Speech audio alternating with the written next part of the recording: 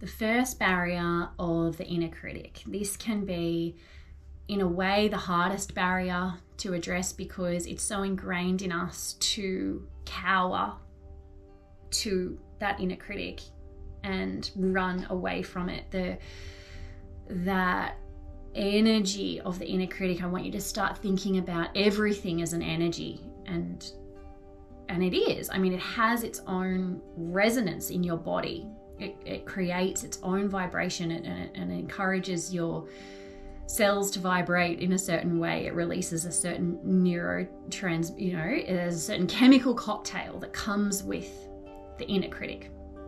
So if you can think about it like that it's just an energy field, that might help to make it a little less scary that we're just working with an energy. And the other way that we'll work with it today is just imagine yourself behind some bulletproof glass, some really protective field that you can stay behind as you interact with it. And perhaps you might even like to imagine just me on the other side of the glass interviewing the inner critic if you don't feel capable of having a conversation with it because it's so much. Please stick out this process. I don't want you to stop halfway through because it feels too much and not finish the exercise. The exercise is that we're going to transmute that energy of the inner critic into understanding. So again, our goal for this session is clarity. You're going to invite in, I want to understand what's going on here. I want understanding, insight, and clarity around this inner critic that has been there my whole life and that I've been listening to my whole life. So just take a second to explore your own experience with the inner critic. And it might be for you that the inner critic is purely a body sensation. It's purely an experience of overwhelm, of rising panic, or of wanting to shut down and stay small, go into self-protection mode. Because the thoughts, the cognitive process around the inner critic has been so immediate for you that you've just internalized it as a body sensation. And so if you're just working with the body sensation, that's okay. See if you can unpick the narrative behind the inner critic. What are the messages that it's at you all the time with? Is it that you're not good enough?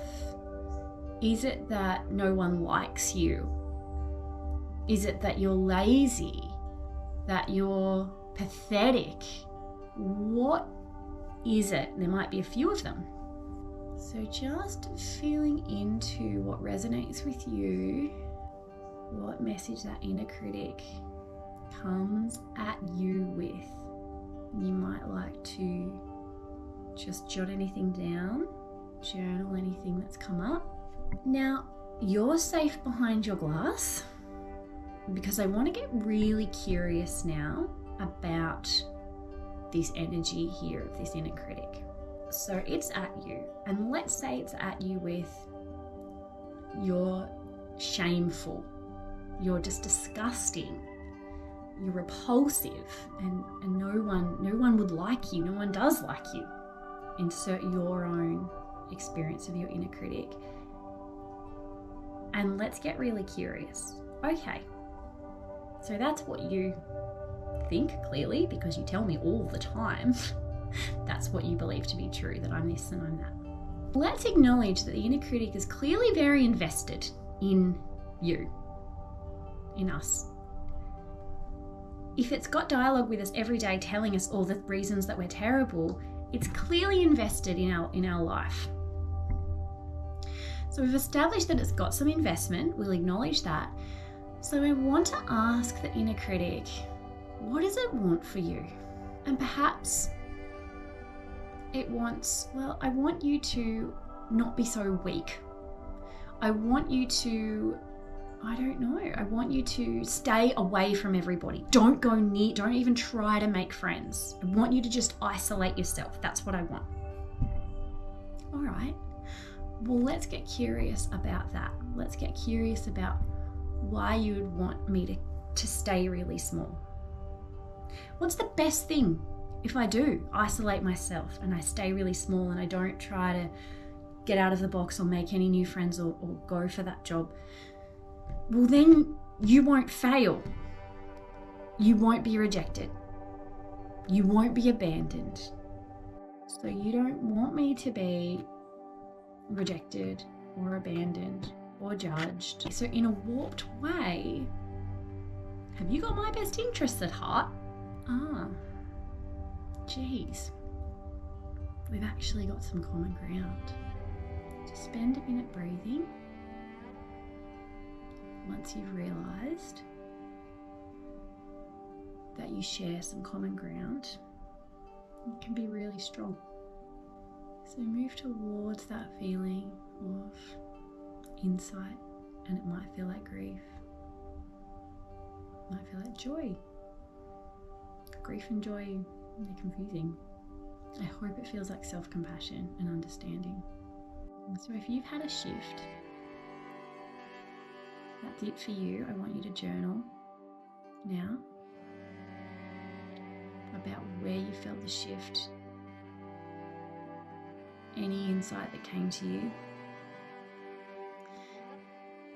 If you have a very stubborn, wounding inner critic, stay with me because I have an exercise for you as well.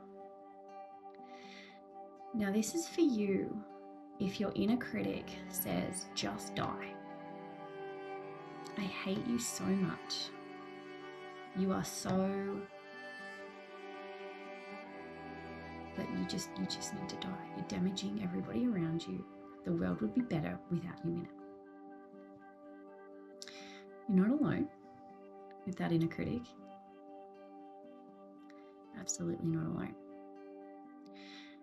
And what I would say to this inner critic is, okay, I hear you. You just want me to die. Yeah. Well, again, what do you wish you're invested? What do you wish for me?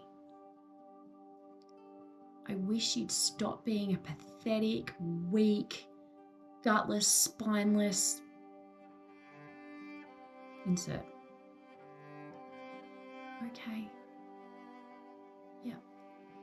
So what I'm hearing is you wish that I was strong enough. You wish that I was strong enough to step into some power, to stand up for myself, to speak my truth, to live a life that was not betraying myself all the time. Okay. Yeah. So that perhaps on a whim and a prayer, that if I magically, suddenly was strong and powerful and fierce and assertive and brilliant, you'd leave me alone, you'd be happy. Yeah, I'd be happy with that. Okay, so perhaps when the inner critic is saying just die, there is a part of you that needs to go. There is a part of you, the part that keeps betraying itself, the part that stays small, the part that's too scared to be powerful, that's fueled by guilt and shame, that's controlled by guilt and shame.